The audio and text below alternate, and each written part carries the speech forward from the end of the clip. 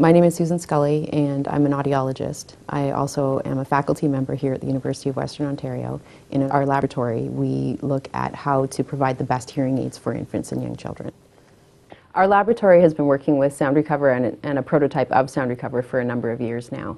We did a series of clinical field trials, and we also worked on developing a fitting method for fitting the SoundRecover parameters for children. We looked at sound quality, we looked at how well people understand speech sounds, and we looked at how clearly people produce speech sounds in their own speech.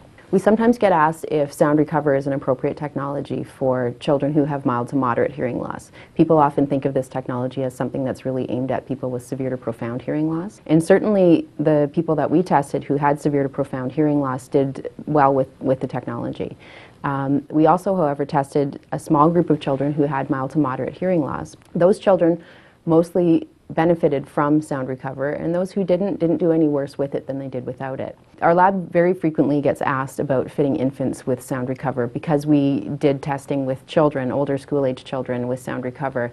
Often we don't have good evidence to tell us about specific hearing aid technologies for fitting with infants. If I think about any of the other higher technologies we have with infants, we typically don't have clinical field trials on the infant population. So often we have to infer, based on data collected on older children, whether or not we think an infant would benefit. Certainly we know that for some hearing losses, some infants are going to have a hard time hearing those highest pitched sounds of speech.